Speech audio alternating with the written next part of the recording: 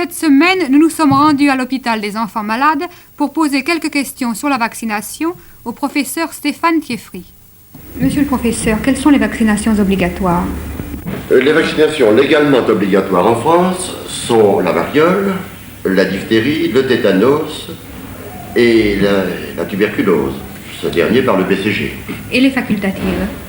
Disons plutôt que facultatives, recommandables, hautement recommandables. La coqueluche et la poliomyélite. Pour une troisième, un cas d'espèce, c'est le problème de la fièvre typhoïde.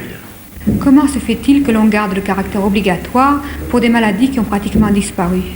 Eh bien, cela tient au fait que cette disparition est une disparition beaucoup plus apparente que réelle. Nous avons en ce moment même l'exemple de la variole qui sévit dans les pays voisins. Il est bien certain que si nous n'avions pas été protégés par une vaccination à peu près de masse, il y a longtemps que nous subirions la même épidémie. La disparition de la diphtérie est une disparition purement artificielle. Nous avons encore dans ce service qui soigne des cas un peu particuliers, tous les ans, 3 ou 4 diphtéries comme il y en avait d'autrefois et qui restent mortelles. Pour le tétanos, s'il a disparu en France et s'il faut encore déplorer quelques milliers de morts par an en France par tétanos, cela est dû tout simplement à la négligence des familles qui ne vaccinent pas.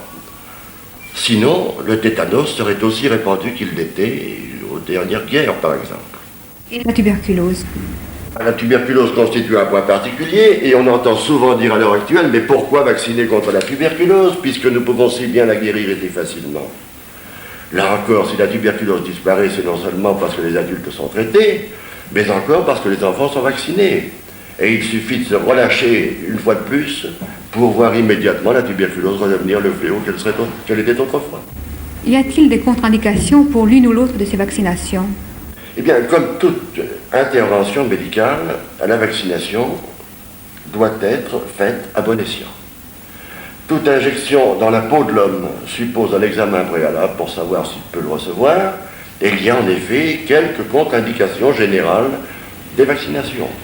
C'est au médecin de les définir, elles sont très rigoureusement définies, mais il faut bien dire et dire très hautement que ces contre-indications sont absolument minimes. Elles ne comptent pas numériquement.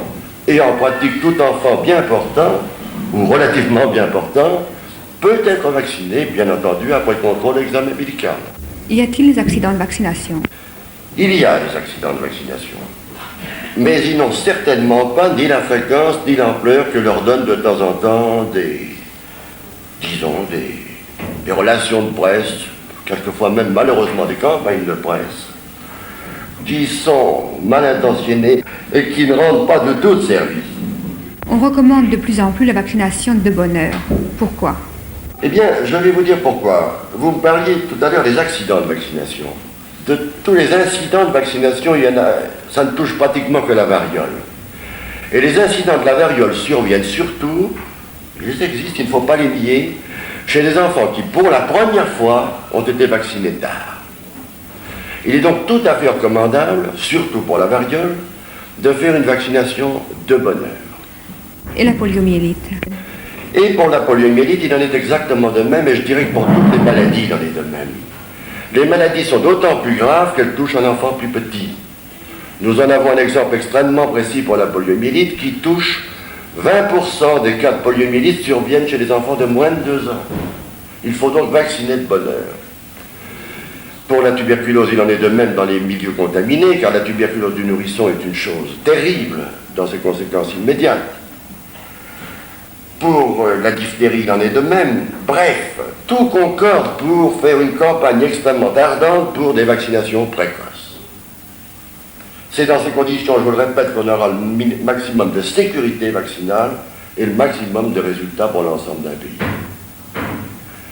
J'ajoute qu'à l'heure actuelle, ces vaccinations sont devenues très simplifiées dans la pratique, car nous possédons depuis les découverte d'un grand savant français qui est M. Ramon, nous possédons la technique des vaccinations associées qui a fait ses preuves et qui est utilisée dans le monde entier et qui nous permet de joindre simultanément plusieurs vaccinations, ce qui simplifie, vous le devinez, considérablement le travail des médecins et le travail de la mère de famille.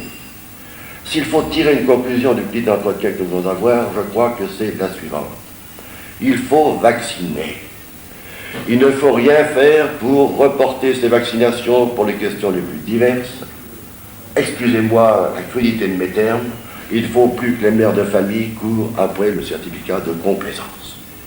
Il ne faut pas remettre la vaccination sous des prétextes les plus divers et sous des craintes qui sont absolument imaginaires. C'est dans ces conditions qu'une famille fera ce qu'elle doit faire, c'est-à-dire son devoir vis-à-vis des enfants. Et je souhaite de tout mon cœur que nous n'ayons plus ce spectacle épouvantable que nous avons ici, d'enfants qui viennent mourir ou que l'on sauve au prix de souffrances épouvantables d'un tétanos qui aurait pu simplement être évité par une vaccination faite à temps.